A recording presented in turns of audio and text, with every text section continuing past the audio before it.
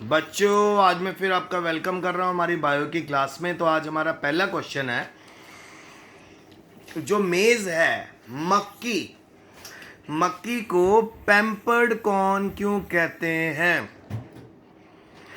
Pampered corn का मतलब कि इसका इतना ज़्यादा ध्यान क्यों रखना पड़ता है? तो उसके पीछे आंसर ये है जी, मेज को पैम्पर्ड कॉर्न इसलिए कहते हैं क्योंकि ये सरवाइव नहीं कर सकती बेटा वाइल्ड में, ठीक है।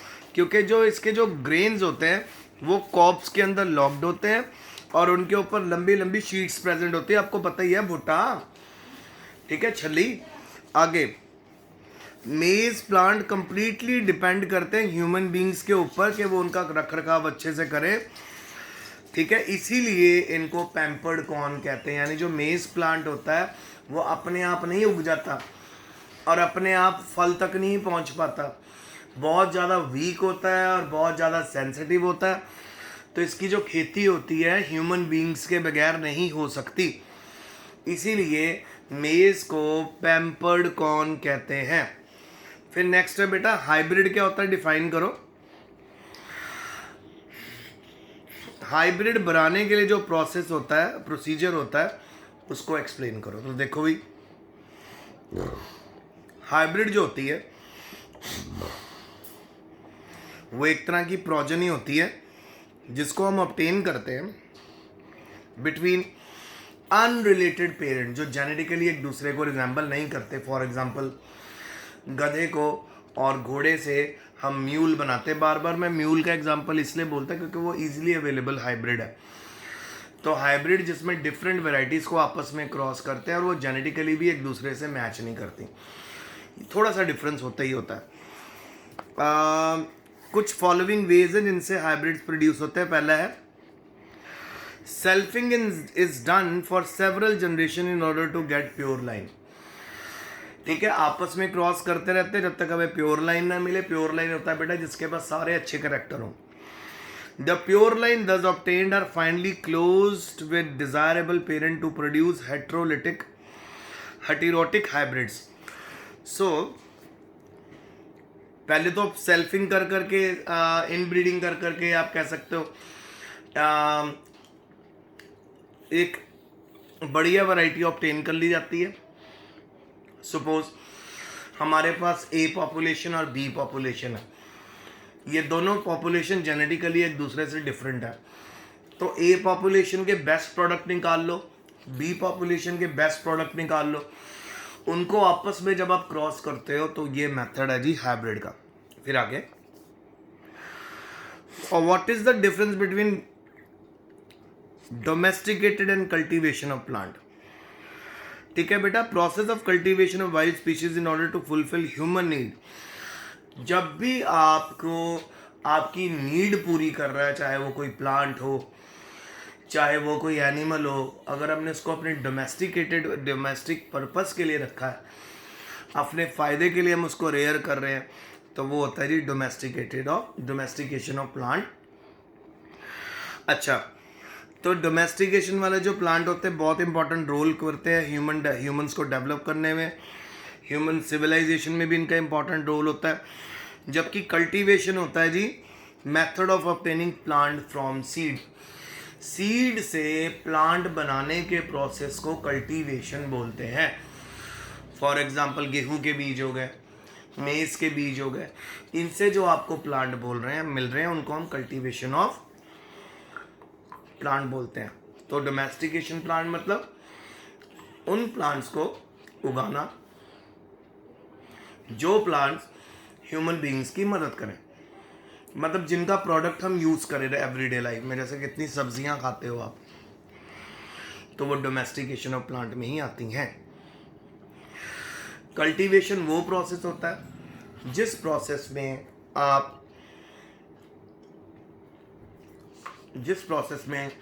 आप प्लांट्स को सीड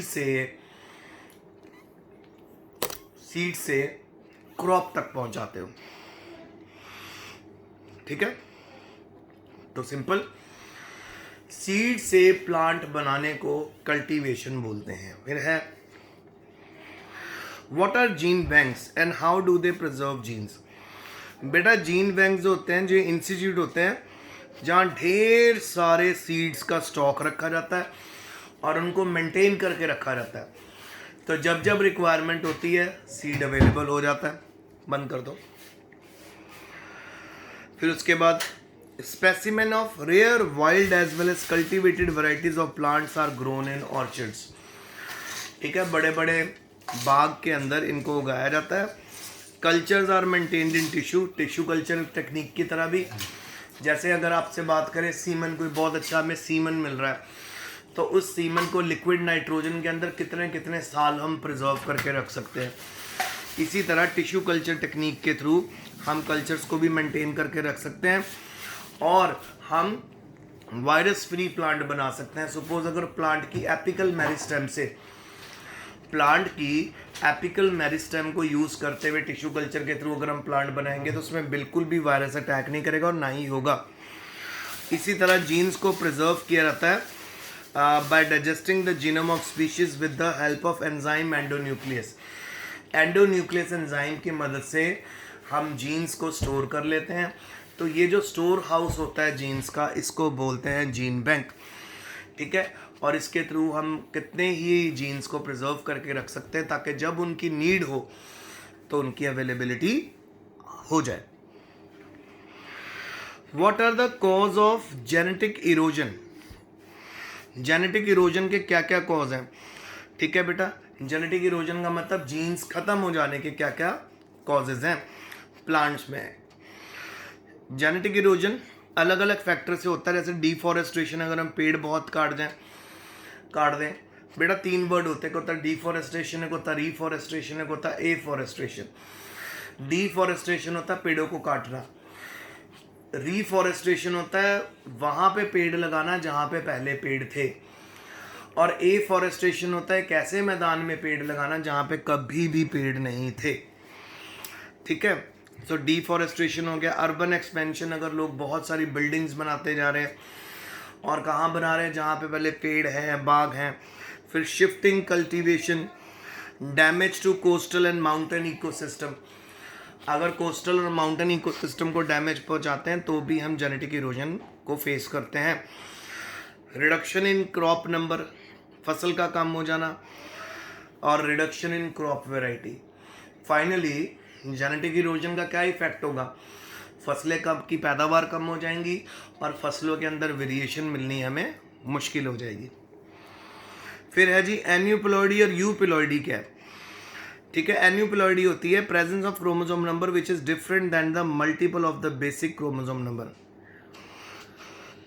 अगर क्रोमोसोम नंबर ज़्यादा है तो उसको एन्यूप्लॉइडी बोलते हैं। यूप्लॉइडी होता है बेटा जिसमें हम ऑर्गेनिज्म होता है जिसमें 2 सेट्स ऑफ क्रोमोसोम नंबर होते हैं उसके पास। यूजुअली 1 सेट होता है, पर अगर 2 सेट हो रहे हैं तो उसको हम एन्यूप्लॉइडी बोलते हैं। फिर बड़ा इंटरेस्टिंग क्वेश्चन आ गया बेटा आज का आपके लिए कि what are genetically modified foods. Genetically modified foods क्या होते हैं, उनके नाम बताओ। तो 2 जेनेटिकली मॉडिफाइड फूड भी बताने हैं आपको। तो सिंपल सी बात है, आपको नाम से पता चल रहा होगा। सपोज हमें एक मैंगो, जब भी आप खाते हो आप नोटिस करते हो कि मैंगो में पल्प कम होता है पर उसका सीड कितना बड़ा होता है। तो आप ऐसे मैंगो के बारे में सोचो जिसके अंदर सीड ही ना हो। ऐसी लीची के बारे में सोचो जिसके अंदर पल्प ही पल्प और जिसमें सीड ना हो। सो ये हम ऑब्टेन कर सकते हैं बिल्कुल। अब ये बेटा सपना नहीं रहा।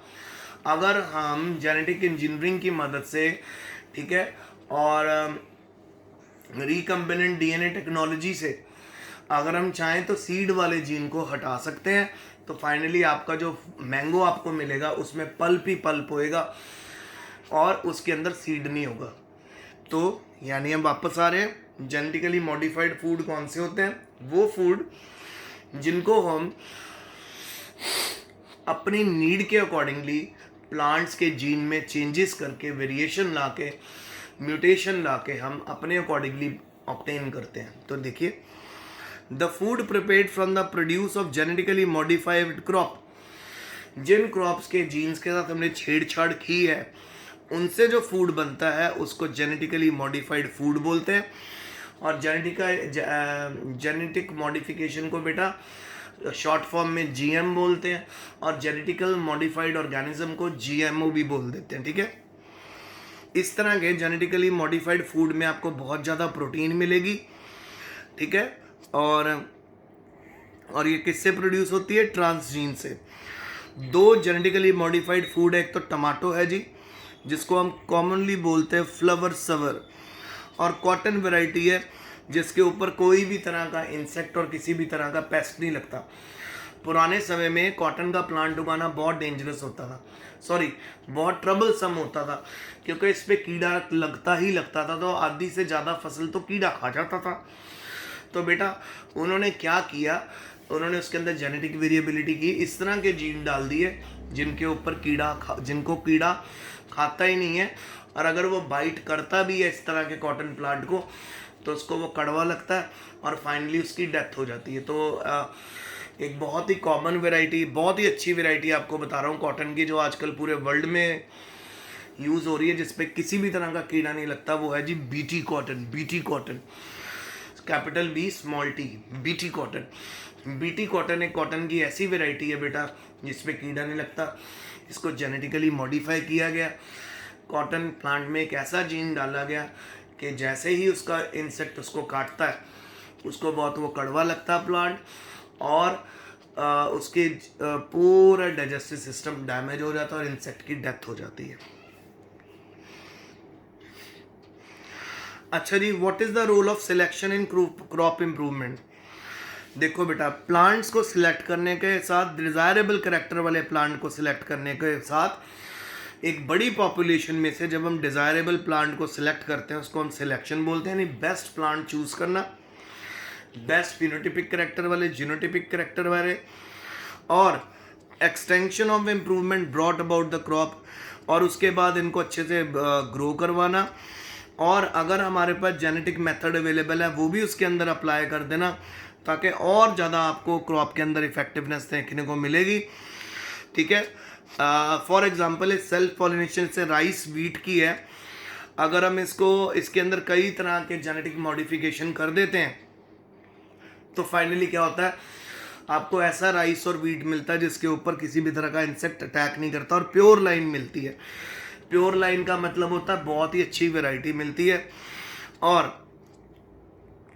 क्रॉस पॉलिनेशन में ढेर सारे प्लांट्स को सिलेक्ट किया जाता है और फिर इनको आपस में क्रॉस किया जाता है, और फाइनली उसके बाद हम मास सिलेक्शन के ऊपर पहुंच जाते हैं, और फिर हमें बेटर फिनोटाइप और बेटर वैरायटी ऑफ क्रॉप मिलती है। सिंपल में मैं आपको बता रहा हूँ कि किस तरह से क्रॉप इम्प्रूवमेंट होती है। सबसे पहले प्लांट सिलेक्ट होते हैं, अगर हज़ारों प्लांट हैं उनमें से बेस्ट प्लांट सिलेक्ट होंगे, और बेस्ट प्लांट जब हमारे पास सिलेक्ट हो जाएंगे उनको आपस में क्रॉस करके प्योर लाइन बनेगी, फिर उस प्योर लाइन की मास प्रोडक्शन होगी, लार्ज नंबर पे वो प्लांट बनाए जाते हैं, और फिर उसके बाद आपको हाई वैरायटी क्रॉप की मिलने लग जाती है। ओके जी, अब हमारा लास्ट क्वेश्चन आज का है, आइए second last. What are the reasons that heterosis is the most common in plant? क्या रीज़न है कि हेटेरोसिस प्लांट्स में होता ही होता है? एक तो जी सबसे बड़ी बात है कि प्लांट्स का जो लाइफ स्पैन होता है ना बेटा, वो बहुत छोटा होता है। लाइफ स्पैन जो होता है बहुत छोटा होता है।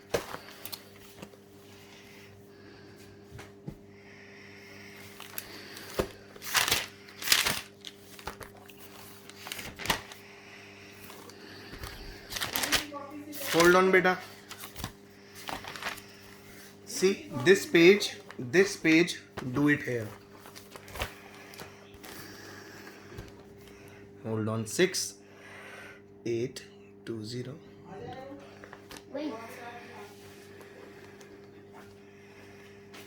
तो बेटा अब हम नेक्स्ट क्वेश्चन करने वाले हैं के जी,